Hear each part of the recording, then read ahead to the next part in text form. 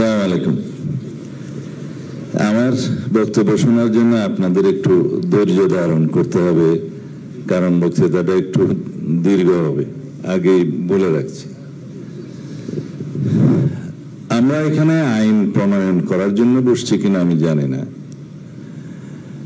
আইনের বিস্তারিত ধারা উপধারা প্রসেস প্রক্রিয়া কি হবে ইত্যাদি থাকবে আইনে, আর সংবিধানে থাকবে মূল নীতিটা, প্রিন্সিপালটা, এবং তার ভিত্তিতে আইনটা প্রণীত হবে। আর যদি আইনের বিস্তারিত খুঁটিনাটি সবকিছু সংবিধানে উল্লেখ করতে হয়, সেটা আর সংবিধান থাকবে না, সেটা হবে একটা বিশাল আইনের আকারে বই।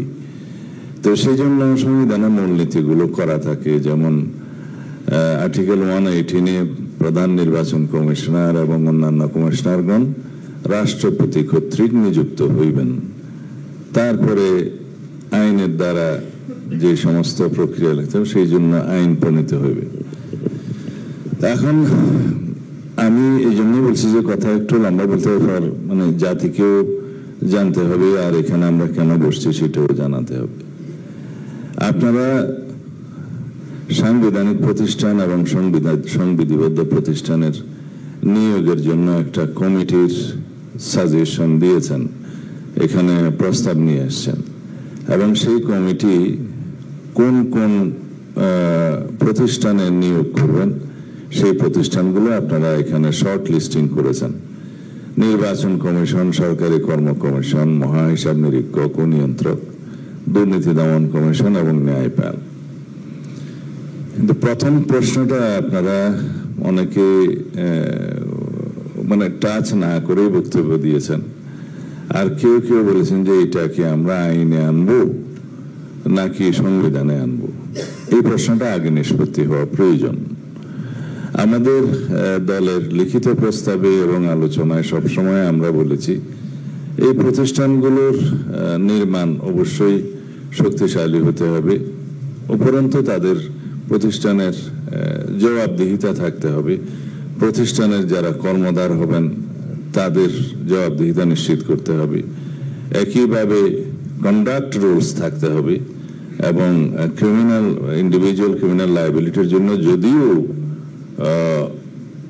মানে বিদ্যমান আইনে তাদের বিরুদ্ধে ব্যবস্থা নেওয়ার বিধান আছে, তারপরেও ওই আইনগুলোতে সেটা রিডাইরেক্ট করতে হবে। যেমন প্রসঙ্গক্রমে বলি, আর্টিকেল 96 অনুসারে সুপ্রিম জুডিশিয়াল কাউন্সিল যা করতে পারে এখন সংবিধান অনুবলে, সেটা হচ্ছে যে অনলি রিমুভাল অফ দি জাজেস, এবং এটা আমি মনে করি এটা খুবই ন্যূনতম একটা ব্যবস্থা। সেই জন্য আমরা ওখানেও সাজেস্ট করতে চাইব পরে যে ওখানে অ্যাকাউন্টেবিলিটি এবং ক্রিমিনাল লায়াবিলিটির জন্য সুপ্রিম জুডিশিয়াল কাউন্সিল যাতে প্রপার অথরিটিকে ইনস্ট্রাকশন অথবা লিখিত অর্ডার দিতে পারে যে রেসপেক্টিভ ক্যাবিনেট ডিভিশনকে পাঠাবে চিঠি যে এর বিরুদ্ধে এই প্রসিডিংটা শুরু করা হোক, অথবা দুদককে পাঠাবে চিঠি যে আমরা এই ফাইন্ডিংস পেয়েছি, যেহেতু আমরা এই ট্রায়ালটা করতে পারবো না, ট্রায়ালটা ট্রায়াল কোর্ট করবে, আপনাদের তফসিলে যদি এই আইনটা পড়ে সেই তফসিল অনুসারে আপনারা সেই ব্যবস্থাটা নেবেন ট্রায়ালের। তখন তারা এফআইআর করুক বা যাই করুক, অনুসন্ধান করুক, তখন তারা শুরু করবে। এইরকম বিধান সমস্ত সাংবিধানিক প্রতিষ্ঠান সমূহ, স্ট্যাটিউটরি প্রতিষ্ঠান সমূহতে থাকতে হবে। এটা এখন যদি আমরা নাও পারি, আমাদের যদি ইনশাআল্লাহ আমরা দায়িত্বপ্রাপ্ত হই, জনগণ যদি দায়িত্ব দেয়, আমরা এই আইনগুলো প্রণয়ন করার জন্য আমরা প্রতিশ্রুতিবদ্ধ। সেই জন্য 31 দফাতে আমরা সেই অ্যাকাউন্টেবিলিটির কথাগুলো বলেছি, বাট আইনগুলো উৎসরিত হবে সেখান থেকে যেখানে পার্লামেন্টে এই বিষয়ে ডিসিশন হবে, ওয়াইড ডিসকাশনের পরে। সেই জন্য আমি অনেক সময় বলেছিলাম আমরা আমাদের বেসড অন আওয়ার 31 পয়েন্টস আমাদেরকে অনেক প্রোগ্রামস এবং অনেক কর্মসূচি নিতে হবে।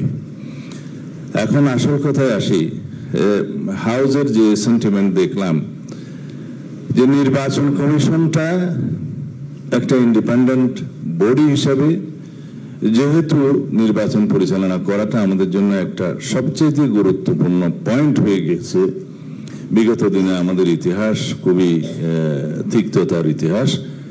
সেই জন্য আমরা আমাদের দলীয় বিবেচনা থেকে যদি জাতিকে আশ্বস্ত করার জন্য, আপনাদের সবার মতামতকে শ্রদ্ধা জানানোর জন্য একটা জায়গায় আসতে পারি, subject to the condition that অন্যান্য কোনো প্রতিষ্ঠানে সাংবিধানিক প্রতিষ্ঠান হিসেবে বা স্ট্যাটিউটরি প্রতিষ্ঠান হিসেবে আমরা সংবিধানের মধ্যে নিয়ে এসে এমবডিড করে এগুলাকে জটিলতা সৃষ্টি করতে চাইব না। কারণ ওগুলাতে অহরহই কি থাকবে, অ্যামেন্ডমেন্টের প্রয়োজন হবে এবং সেটা অ্যামেন্ডমেন্টের মধ্য দিয়ে যেতে হবে। কিন্তু একবার সংবিধানে কোনো একটা বিধান আসলে সেটা অ্যামেন্ডমেন্ট করা খুব সহজ নয়।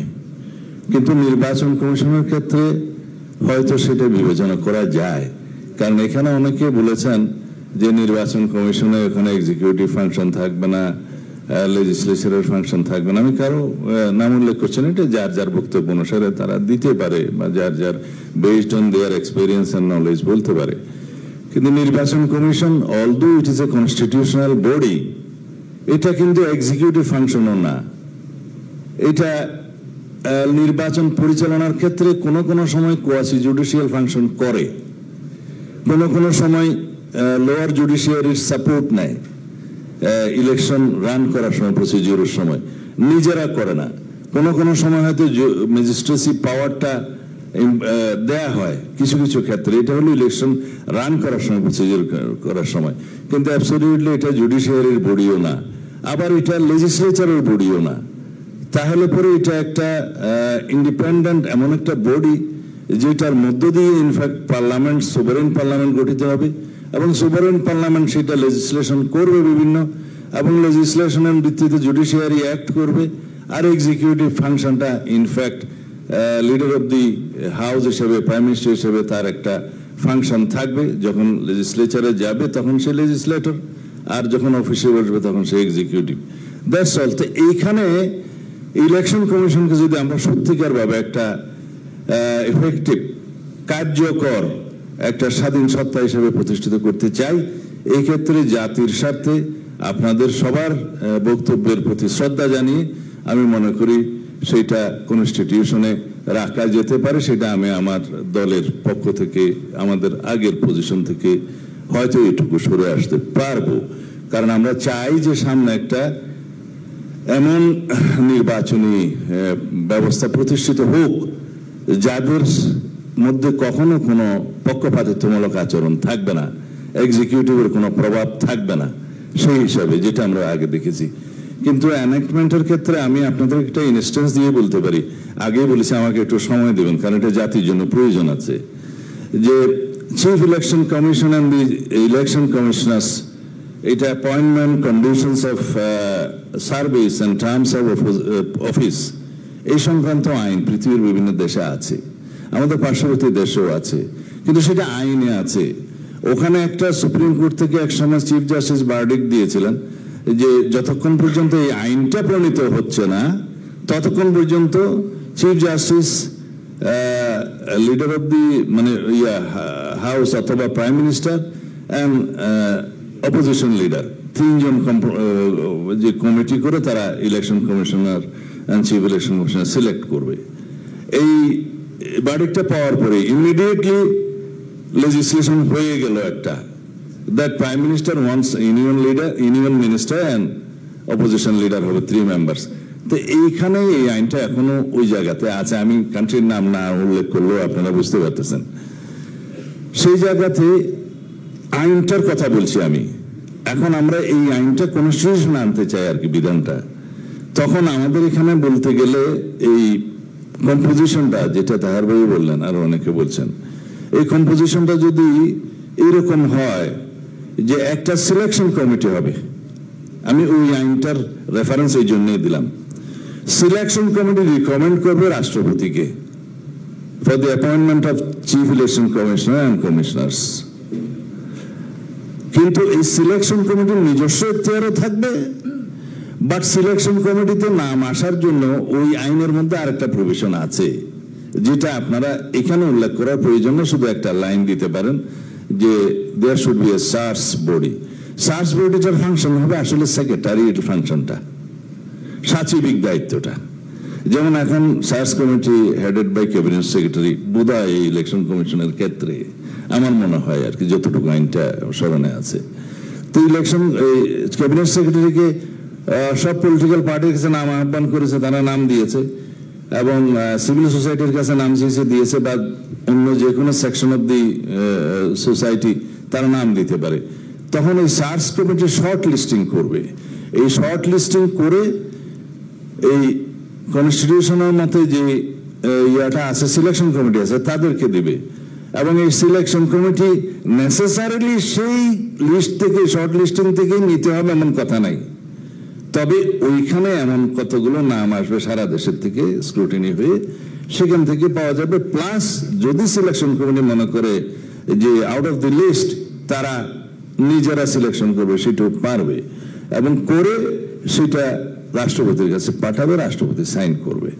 তাহলে পরে আমার মনে হয় এত কিছু কথা কনস্টিটিউশনে না লিখে আপনারা যদি লেখেন যে প্রভিশনটা আপনারা অ্যামেন্ড করতে চাচ্ছেন, সেখানে যে there must be a committee comprising of leader of the house, মানে prime minister, opposition leader, speaker, deputy speaker from the opposition, এবং আমি মনে করি এখানে যেহেতু 4 মেম্বার হচ্ছে, এখানে চিফ জাস্টিসের রিকমেন্ডেড একজন অ্যাপিলেট ডিভিশনের জাস্টিস যদি থাকে 5 মেম্বার হবে। আমি এই জন্যই বলছি যে এটা সৌন্দর্যটা, এখানে জুডিশিয়ারি, এক্সিকিউটিভ, লেজিসলেচার, এটার একটা কম্বিনেশন থাকলো, তারা মিলে এই একটা বডি, যে বডিটা আসলে not part of the legislature, not part of the executive, not part of the judiciary, অথচ এই বডিটার মাধ্যমে যেটা সিলেকশন মানে ইলেক্টেড হয়ে আসে, তারাই রাষ্ট্রের সব এই 3 অঙ্গকে মোটামুটি মিল করে বলা যায়।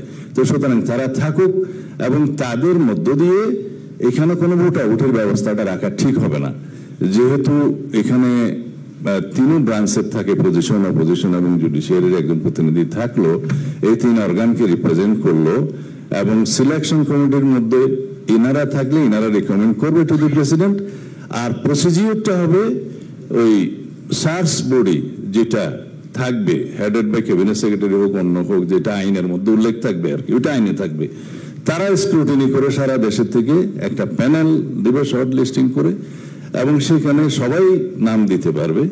তারপরে ওই লিস্টের মধ্যে থেকে, অথবা ওই লিস্টের বাইরেও সিলেকশন কমিটি যদি উপযুক্ত কাউকে মনে করে, তারা রিকমেন্ড করে সেটা প্রেসিডেন্টের কাছে পাঠাবে, এবং সেটা ওখান থেকেই সিলেকশন হবে। তবে tenure of the election commission এখন এক্সিস্টিং যে 5 ইয়ার্স আছে, সেটা 5 ইয়ার্স রাখা যাবে না, 4 ইয়ার্স রাখা যাবে না, 6 ইয়ার্স রাখা যাবে। কোনো কোনো দেশে 6 ইয়ার্স আছে, কোনো কোনো দেশে 4 ইয়ার্স আছে। সেটা চিন্তা করা হয় এভাবে যে বছর ইলেকশন হতে পারে তার 1 বছর আগে হইলে ভালো এই কমিশন আর কি, সেরকম। অথবা এমন বিধানও রাখা যাবে যে প্রতি ইলেকশনের 6 মাস আগে বা 1 বছর আগে এটা ফ্রেশলি করতে হতে পারে। এটা আইনের মধ্যে বিধান থাকবে, এটা কনস্টিটিউশনে থাকার দরকার নাই, সেটা detail based on that provision যে আইনটা হবে ওখানে, এগুলো চিন্তা করতে পারেন। বাট আমার একটা প্রপোজাল হচ্ছে যে আইনটা হবে, ওই আইনটার মধ্যে conduct rules for the election, chief election commission, election commissioners, and also accountability should be fixed there. কারণ ওইখানে একদম গিয়ে যেন এমন স্বাধীনভাবে না হয় যে তারা চাকরি করে চলে যাবে, অথচ ফিক্সড হবে না। কিন্তু সেই জন্য কন্ডাক্ট রুলস একটা থাকতে হবে, অ্যাকাউন্টেবিলিটি থাকতে হবে। আর ইন্ডিভিজুয়াল ক্রিমিনাল লায়াবিলিটির জন্য তো এক্সিস্টিং লস আছে, সেটা ফিক্স করা যাবে। তারপরেও এটা থাকলে ভালো হবে কি, তারা একটা অ্যাকাউন্টেবল হবে এবং কন্ডাক্ট রুলসটা মেনে চলবে। তো এর ভিত্তিতে আমি আর বিস্তারিত কথা বলতে চাই না, অনেক বলেছি, আপনাদের কাছে ক্ষমা চাচ্ছি এই কথাগুলো বলার জন্য। তবে যদি মানে সব আলোচনার প্রেক্ষিতে শুধুমাত্র এই অর্গানাইজেশনটা থাকতে পারে সংবিধানে, এই প্রভিশনগুলো, নট আদার অর্গানাইজেশনস, এখানে আমরা সাজেস্ট করি না। সেগুলো আইনের মাধ্যমে হোক, আইনের মধ্যে বিভিন্ন রকমের আপনারা কড়াকড়ি করতে পারেন, সার্চ কমিটি করতে পারেন, অ্যাকাউন্টেবিলিটি এবং অন্যান্য কন্ডাক্ট সৃষ্টি করতে পারেন। স্পেশালি যেটা অ্যান্টি করাপশন কমিশন 47 রিকমেন্ডেশনস দিয়েছে, ওখানে আমরা 47টা এক হয়েছে, আর 46 এক হয়েছে। 47টাও আমরা হতাম, ওখানে একটা আইনের বিধান আছে, ওটা তেমন কোনো বেশি অসুবিধার সৃষ্টি হবে না। অ্যান্টি করাপশন কমিশনকে আরো বেশি স্ট্রেনথেন করতে পারবেন বলে বিশ্বাস করি। তো সুতরাং যদি এই কন্ডিশনে আপনারা দয়া করে যদি বিবেচনা করেন তাহলে আমার মনে হয় ভালো হয়, আমরা আর অন্য অর্গানাইজেশনগুলোতে যাব না। থ্যাংক ইউ ভেরি মাচ আমার বক্তব্য শোনার জন্য দীর্ঘক্ষণ।